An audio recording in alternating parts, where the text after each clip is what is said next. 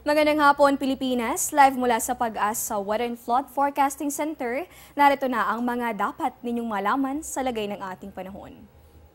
Mga pag-ulan magpapatuloy sa Mindanao ngayong araw ng Martes. Sa ngayon po kasi Intertropical Convergence Zone itong nakaapekto sa bahaging yan ng Pilipinas at magdadala nga ng maulap na kalangitan may kasamang may hina hanggang sa katamtamang pag-ulan sa mga susunod na oras. At para nga mas maunawaan natin kung bakit ba nagpapaulan itong weather system na ito, eto po sabay-sabay po nating haalamin ang kahulugan niyan.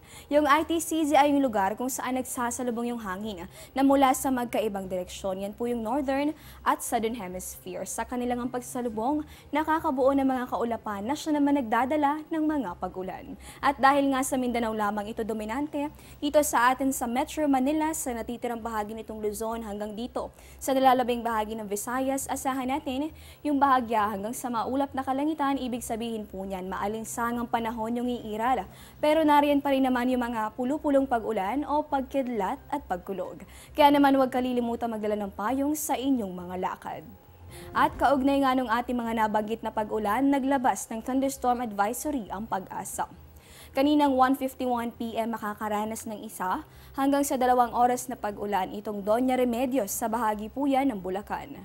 Kaparehong abiso yung itinaas dito sa may Castillejo at sa may bahagi nitong San Marcelino sa may probinsya naman ng Zambales. Diyan lamang po kayo, magbabalik pa kami matapos ng isang paalala. Tatanungin ko ang lahat ng nararapat itanong.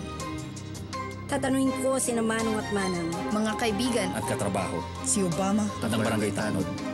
tatanungin ko ang mga taong dapat tanungin para sa mga bagay na dapat ipaliwanag. Para sa bansang kailangan magtanong. para sa kinabukasan ng ating bayan.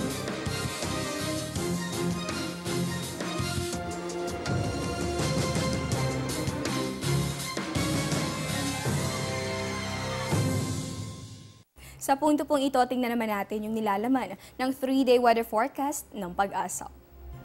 Unahin natin sa Baguio City sa mga nais magpalamig dahil nga mainit dito sa Kamaynilaan, inaasahan naman nating makikiayon sa inyo ang panahon dito sa City of Pines. Mayroon po tayong temperatura na nasa pagitan ng 16 at posible ang umabot sa 25 degrees Celsius sa mga susunod na araw. Ito naman sa atin sa Metro Manila, kung nais mo magpunta sa mga mid-year sale sa mga mall, pwede naman yan, pero make sure na magdadala ka ng inuming tubig at mga panangga sa tsansa nitong mainit na panahon. Mayroon po tayong temperatura sa pagitan ng 24 yan at posibleng umabot sa 34 degrees Celsius in the coming days.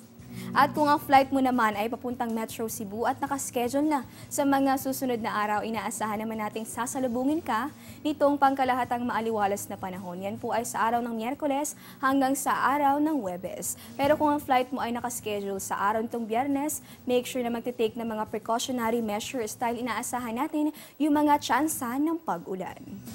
Dito naman sa bahagi nitong Metro Davao, sa mga pupunta sa hometown ni President Duterte, inaasahan din natin itong maulang panahon sa mga susunod na araw. Mayroon po tayong temperatura nasa pagitan ng 24 at posibleng umabot sa 32 degrees Celsius. At panghuli na lamang natin sa mga vendors ng kakanina. Dito sa may bahagi nitong Zamboanga City, inaasahan natin itong maulap na kalangitan na posibleng magdulot ng mga pag-ulan bukas po yan. Pagsapit naman itong araw ng Huwebes hanggang sa araw nitong Biyernes, magbabalik yung pangkalahatang maaliwalas na panahon at mayroon tayong temperatura sa pagitan po ng 24 at posibleng umabot yan sa 33 degrees Celsius sa mga susunod na araw.